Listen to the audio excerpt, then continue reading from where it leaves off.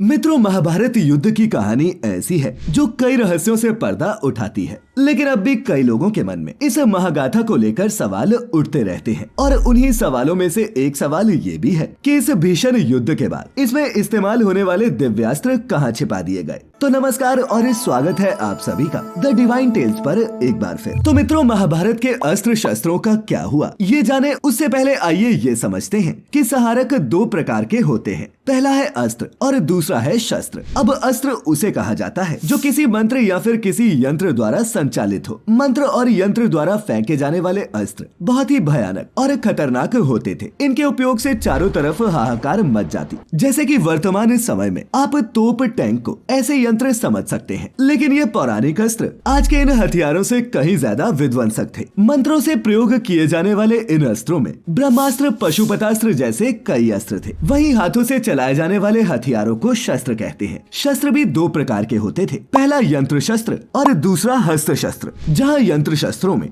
शक्ति, तोमर, पाश, बानसायक, क्षण, तीर, परिग, बिंदीपाल, नारच आदि होते थे, वहीं हस्त शस्त्रों में रिष्टि, गदा, चक्र, वज्र, त्रिशूल, असी, खंजर, खप्पर, तलवार, बर्षा आदि शस्त्र होते थे। वैदिक काल में इन्हीं शस्त्रों से युद्ध लड़ा जाता था। अब मित्रों, आइए समझते हैं कि एक दिव्यास्त्र क्या होता है। तो मंत्रों के माध्यम से संचालित होने वाले अस्त्रों को ही दिव्यास्त्र कहा गया है। पुरातन काल में दिव्यास्त्र चलाने की विद्या कुछ खास लोगों को ही सिखाई जाती थी। जहाँ सूर्यपुत्र कर्ण ने ब्रह्मास्त्र चलाने की शिक्षा परशुराम जी से ली, तो वहीं गुरु द्रोणाचार्य ने इसकी शिक्षा कौरवों और पांडवों को दी। और तो और प्रत्येक अस्त्र पर अलग अलग देव या फिर देवी का अधिकार होता है और मंत्र तंत्र द्वारा उनका संचालन होता है। नारायणास्त्र, पशुपतास्त्र, ब्रह्मशिरास्त्र और अमोघास्त्र आदि कुछ ऐसे ही दिव्यास्त्र हैं।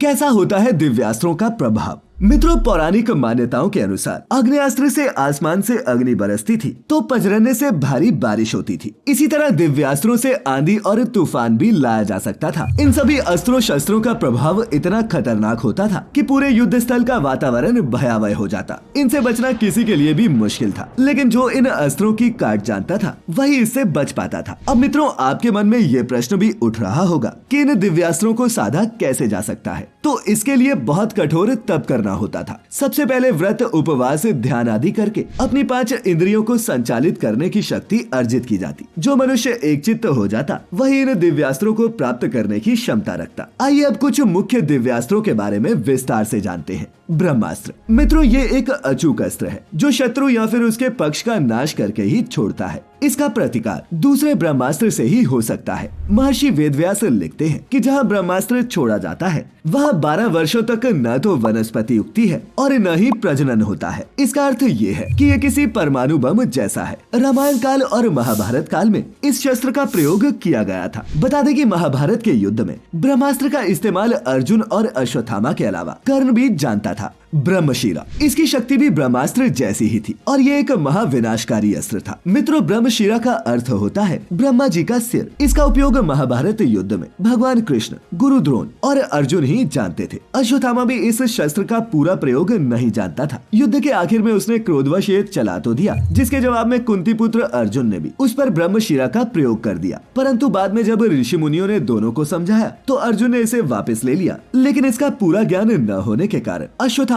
ऐसा नहीं कर पाया और उसने इस अस्त्र को अभिमन्यु की पत्नी उत्तरा के गर्भ की ओर मोड़ दिया। इससे उत्तरा के गर्भ में पल रहे बच्चे की मृत्यु हो गई। जिसके बाद माधव को अश्वत्थामा के इस कृत्य पर इतना क्रोध आया कि उन्होंने अश्वत्थामा को 3000 वर्षों तक बीमारियों के साथ भटकने का श्राप दे दिया और बाद में उत्तरा के गर्भ को जीवित भी कर दिया। वासवी शक्ति। मित्रों, बता दें कि इसे अमोघ अस्त्र भी कहा जाता है। ये महाविनाशकारी अस्त्र इंद्रदेव के पास था। इस अस्त्र की खासियत ये थी कि इसे सिर्फ एक ही बार प्रयोग किया जा सकता था और ये अचूक था। आपकी जानकारी के लिए बता दें कि शूरवीर कर्ण को ये अस्त्र इंद्र ने कवच कुंडल के बदले में दिया था। वहीं युद्ध में कर्ण इस अस्त्र का प्रयोग अर्जुन पर करना चाहता था, लेकिन अपने मित्र दुर्योधन के कहने पर उसे इसका इस्तेमाल महाबली योद्धा घटोत्कच पर करना पड़ा। पशुपतास्त्र। मित्रों, ये महाविनाशकारी अस्त्र महादेव का है और इसकी खासियत ये थी कि इससे पूरे संसार का नाश कुछ ही पलों में हो सकता है। इसका उपयोग दुष्टों के वध के लिए ही किया जाता है, वरना ये अस्त्र पलटकर प्रयोग करने वाले को ही मार देता है।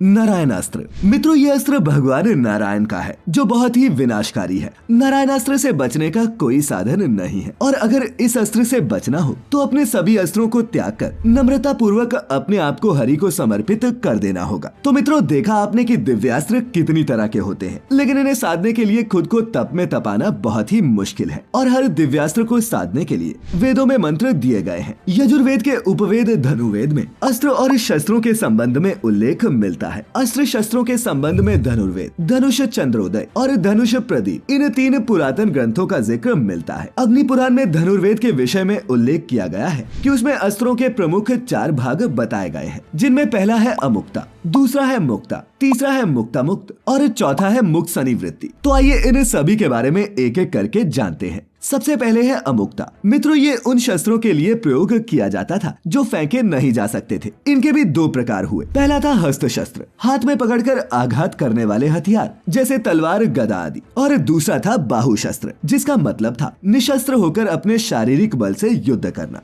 मुक्ता। मित्रों, मुक्ता को अस्त्रों की श्रेणी में रखा गया जो फेंके जा सकते थे। मुक्ता के भी 2 प्रकार हैं। पहला है पानी मुक्ता, यानी कि हाथ से फेंके जाने वाले अस्त्र जैसे भाला। दूसरा है यंत्र मुक्ता, यानी कि यंत्र द्वारा फेंके जाने वाले अस्त्र जैसे बाण, जो धनुष के माध्यम से फेंके जाते हैं। मुक्ता मुक्त, हाथ में पकड़कर लेकिन अस्त्र की तरह प्रहार करने वाले शस्त्र जैसे बर्छा, त्रिशूल आदि, ये वो शस्त्र होते थे जो फेंक कर या फिर बिना फेंके दोनों ही तरह से प्रयोग किए जा सकते थे। और चौथा था मुक्त सनिवृत्ति। ये वो शस्त्र थे जो फेंक कर लौट आते थे जैसे सुदर्शन चक्र आदि। तो मित्रों, ये तो आपने समझ लिया कि अस्त्र और शस्त्र होते क्या थे। इसी के साथ आइए अब ये भी समझते हैं कि महाभारत युद्ध में प्रयोग होने वाले शस्त्र कहाँ गए। तो आपकी जानकारी के लिए बता दें कि जिन दिव्यास्त्रों को युद्ध में महारथी बलवान योद्धाओं ने इस्तेमाल किया था वो सभी द्वापर काल खत्म होते ही गायब हो गए, क्योंकि जिन जिन योद्धाओं ने उन्हें अपने तप के बल पर हासिल किया था उनकी मृत्यु के बाद वे सब पुनः भगवान के पास लौट गए। तो मित्रों, आज हमने जाना महाभारत के दिव्यास्त्रों के बारे में। अगर आपको आज की हमारी ये प्रस्तुति अच्छी लगी हो तो इसे अपने मित्रों, रिश्तेदारों के साथ भी साझा जरूर करें। और हाँ, अब आप हमारी सभी वीडियोस फेसबुक पर भी देख सकते हैं। उसके लिए आपको लाइक करना होगा हमारा Facebook page the Divine Tales. तो फिलहाल आज के लिए बस इतना ही। अब इजाजत दे। आपका बहुत बहुत शुक्रिया।